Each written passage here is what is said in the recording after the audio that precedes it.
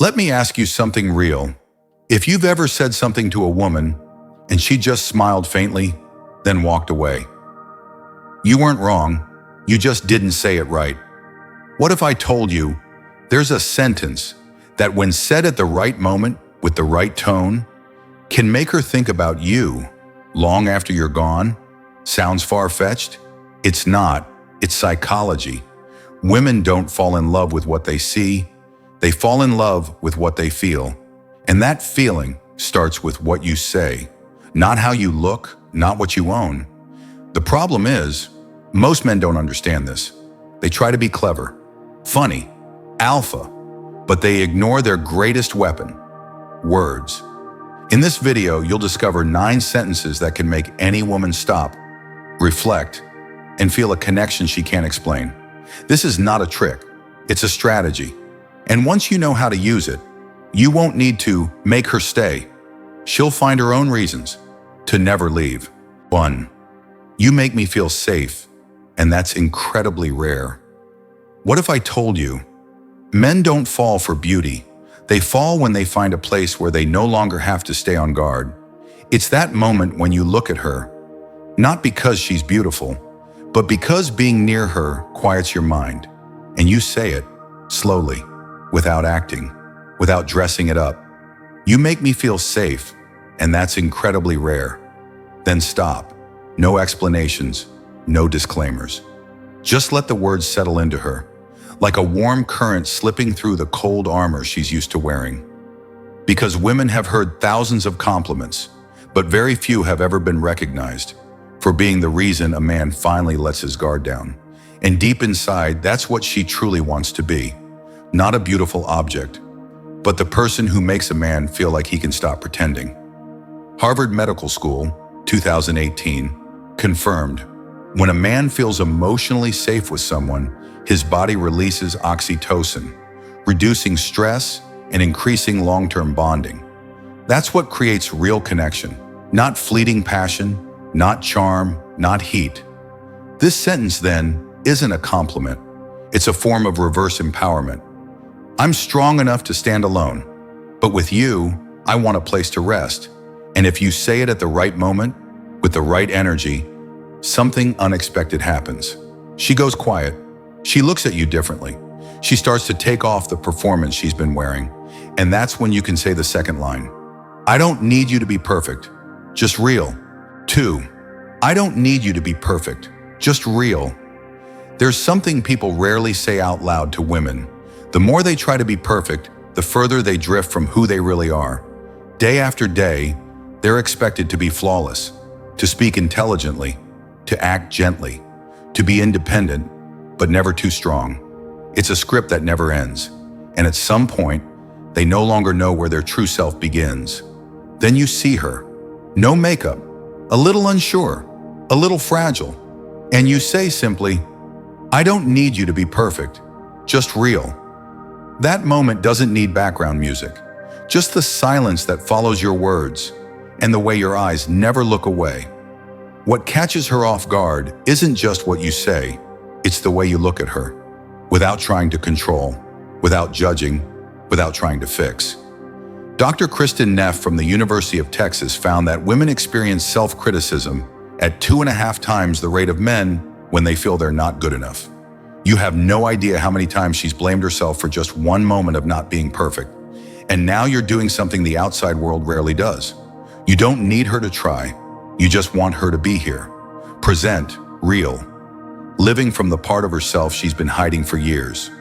This isn't a compliment. It's not a line. It's a mindset. A mindset of someone training himself to be still. Someone who doesn't manipulate emotions and refuses to be led by them. A Stoic man doesn't demand people to always make sense. He understands. Humans are complex. He only asks one thing. In that realness, is there a truth we can build something lasting upon? And when she stops performing, when she no longer holds herself together, when she shows you her contradictions, her sharpness, the sides no one ever praised, that's when you truly see her, and you smile gently and say the next line. I like the way you think. It makes me rethink everything. 3. I like the way you think. It makes me rethink everything. There's a kind of attraction that doesn't come from skin, or the way she walks, or the sound of her voice. It comes from a thought, different, deep, unhurried.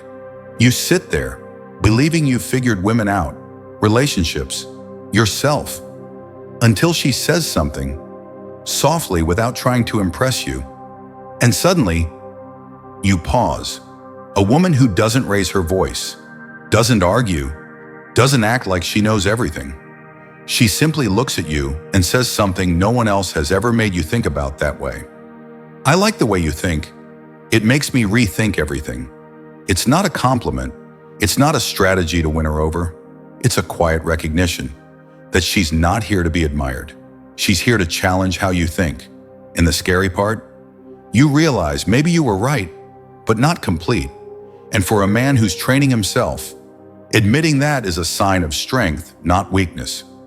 A 2020 study from Yale University found when people experience cognitive dissonance, their prefrontal cortex lights up, triggering a dopamine release similar to achieving something significant.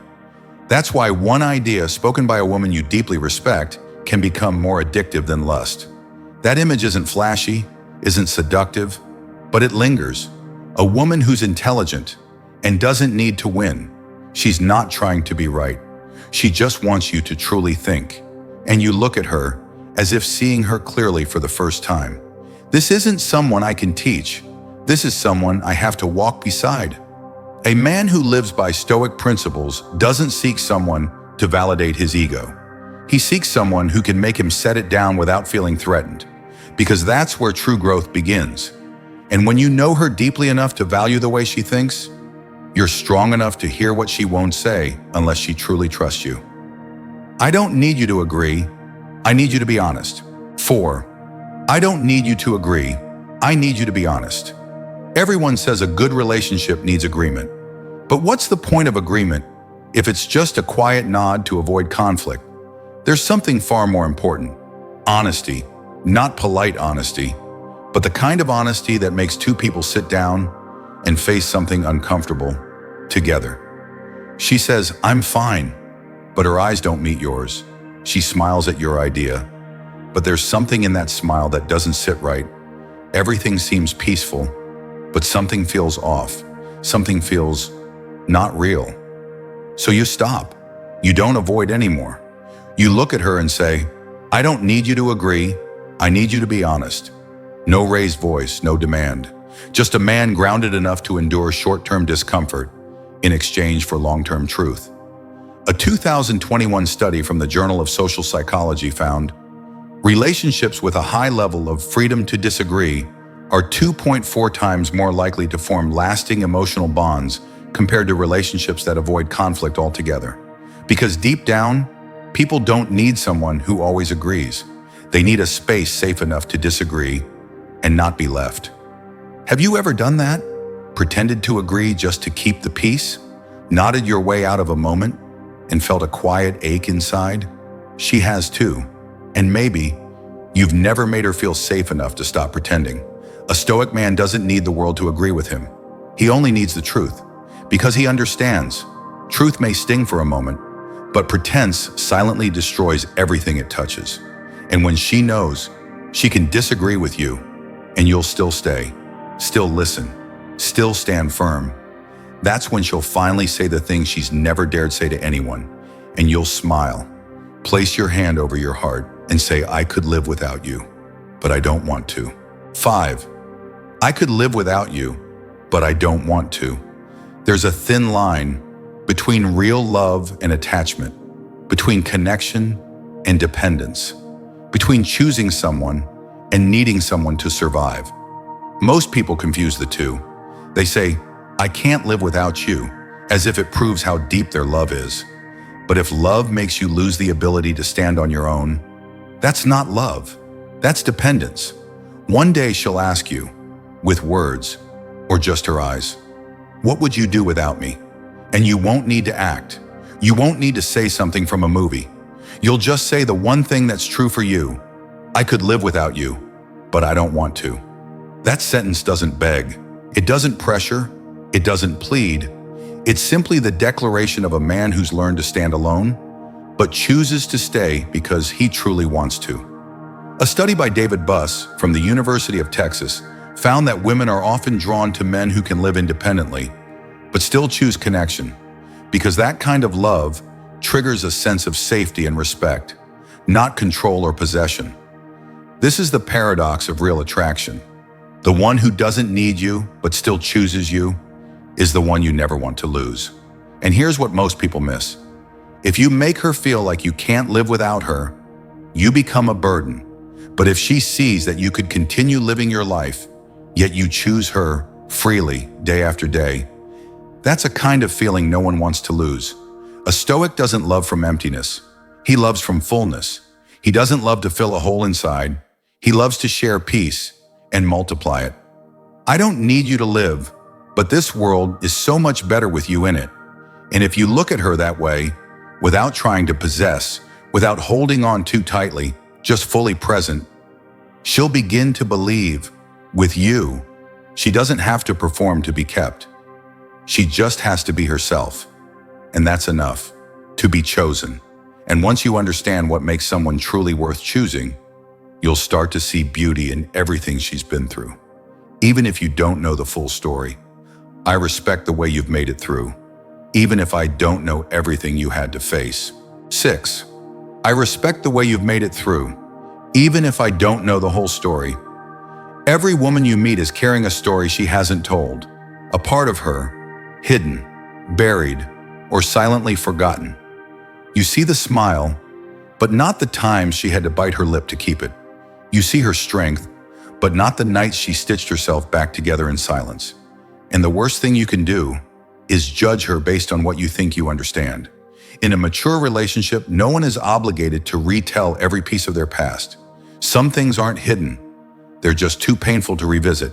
And you, as a man who's trained himself in stillness, you don't need to know everything, but you do need to be deep enough to respect what you don't know. I respect the way you've made it through, even if I don't know the whole story. That sentence doesn't demand. It doesn't push her to open up. It's how you place your hand on her dignity and say, I know there are things you're not saying, but I'm still here, and I don't need explanations to keep believing in you. Have you ever met a woman, and you just knew she'd been through something heavy, but didn't ask because you were afraid to touch the part of her she was protecting? And so you stayed silent. You walked past it. Maybe you thought that was respect, but maybe you missed something real. And if today you learn to simply stand beside someone without needing to know everything, then next time you won't lose it. A study by Dr. Bessel van der Kolk, a leading trauma specialist, found that women often deal with emotional wounds on their own because they're afraid of being called too sensitive or too complicated. When you offer her respect without digging into old wounds, you trigger oxytocin, the bonding hormone that creates deep and lasting connection. A Stoic man doesn't need to know it all to feel compassion. He doesn't interrogate the past to feed his need for control.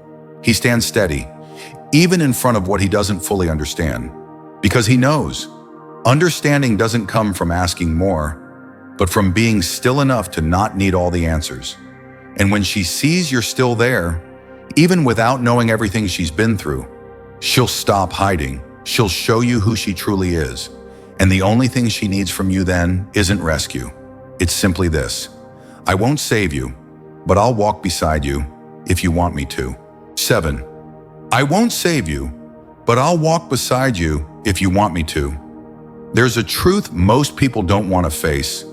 A lot of people love from a place of rescue. They see someone hurt, lost, vulnerable, and they want to fix it. They believe love means healing. Love means saving.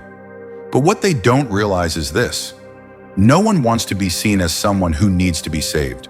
Strong women don't need a man to untangle their mess, and women who are hurting don't want to become someone's healing project. What they truly need is a man steady enough to walk beside them without trying to grab the wheel of their life. I won't save you, but I'll walk beside you if you want me to. That's not shirking responsibility. It's how you say, I don't need to control you to feel worthy myself. A 2020 study by Dr. Terry Orbuch from the University of Michigan found that relationships built on shared autonomy, where no one always leads and no one always follows, report 36% higher happiness than those built on imbalance. What women need isn't someone who leads them every step. It's someone grounded enough to walk beside them when they choose to walk alone. There are moments you may want to help, but her eyes tell you something else. She doesn't need a guide. She needs presence. Someone who walks beside her, without pulling, without pushing. And when you learn to keep that pace, you realize sometimes quiet presence is the greatest gift you can offer. Someone who knows how to walk beside doesn't interrupt, doesn't fix, doesn't need to act just to feel important. They just need to be strong enough, patient enough, still enough, to stand beside someone while they write the hardest part of their own story. And when you can do that, not because she needs you, not because she's weak, but simply because you choose to, that's not codependence. That's voluntary companionship. I don't love you because you need me. I love you because you stand on your own. 8. I don't love you because you need me. I love you because you stand on your own. There's a kind of love that few people understand, and even fewer are grounded enough to choose it. It doesn't come from lack or loneliness or fear of losing someone. It comes from fullness, from a place within you that's already whole. So you can choose someone without needing them to fill anything. You see her, not when she's broken, not when she leans on you, not when she needs you, but when she walks alone, strong, clear, capable. She lives well. She heals herself, makes her own choices. And in that moment, you know, I don't love you because you need me. I love you because you stand on your own. A 2019 study from the Journal of Social and Personal Relationships found that people with high emotional autonomy build connections that last 2.7 times longer than those built on emotional dependency. Why? Because when you don't need someone to survive, you're free to truly choose them. Here's where most people get it wrong. They think, if someone doesn't need me, maybe I don't matter. But the truth is, when someone doesn't need you and still chooses you, that's the most beautiful thing there is. Have you ever felt unsure while loving someone deeply independent? She doesn't call every night, doesn't tell you every little detail, and you wonder, am I not important? But sometimes, her silence isn't cold, it's respect. Respect for your space and for her own. And if you're calm enough to not overthink it, you'll see. Autonomy doesn't threaten love. It strengthens it, it matures it. Maybe once, you loved someone because they were fragile, because they needed you, every day. But that kind of need can turn into pressure. Now, know in front of you is a woman who would still stand tall even if you walked away. And because she doesn't cling, you want to hold her hand even tighter. Love isn't about fear. It isn't about keeping each other trapped. It's about walking together, freely, choosing each other again and again. You didn't come to save her. You didn't come because she needed you. You came because in her strength, you saw something that made you want to walk beside her. And if one day she no longer chooses you, you won't collapse, you won't hate, you won't beg, because you loved with respect, not possession, and you'll be able to say, if the day comes when you no longer choose me, I'll still hope you find happiness. 9. If the day comes when you no longer choose me, I'll still hope you find happiness. No one likes to think about the day the person they love might walk away. But the paradox is this: mature love is always prepared for that day, not because it's pessimistic, but because it understands. People change, and not everything we love today will remain the same tomorrow. You might have once believed that if someone truly loved you, they'd never leave. But the longer you live, the more you realize. Not all love ends in betrayal. Sometimes it simply completes its role.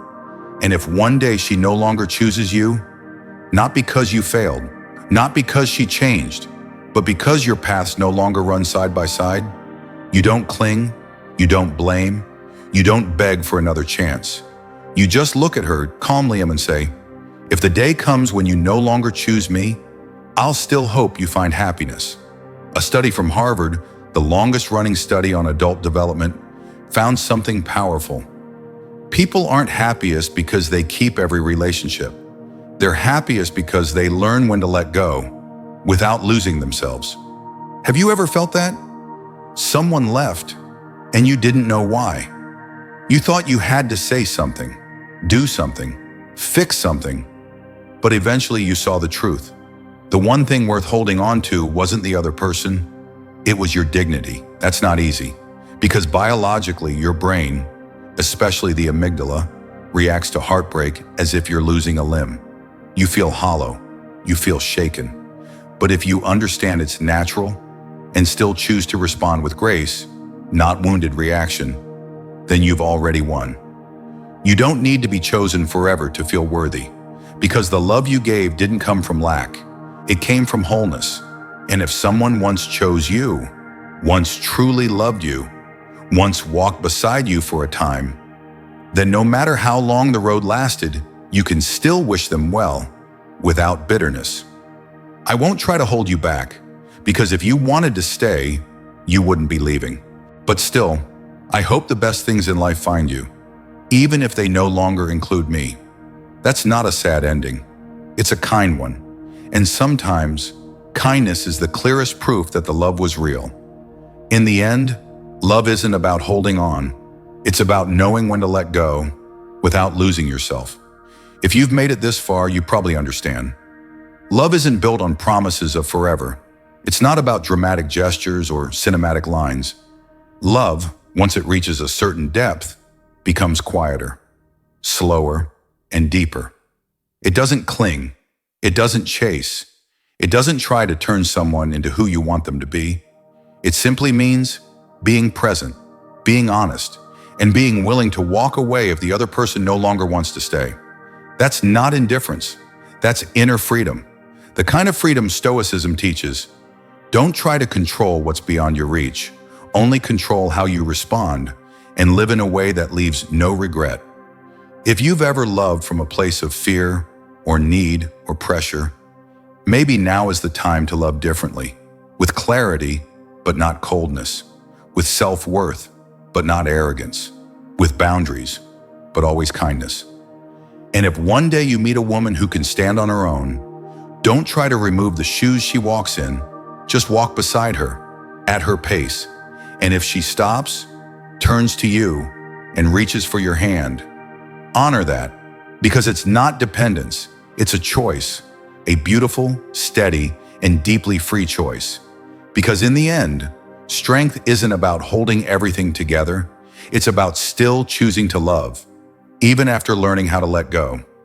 If this video made just one person pause and think differently about love, then share it, not for views, but so there's one more person who knows how to love without causing harm. And if you'd like more messages like this, subscribe, or just leave a single dot in the comments. I don't need you to agree with everything. I just need you to be here and be honest. Thank you for watching all the way through. May you be strong enough to love and peaceful enough to let go when it's time.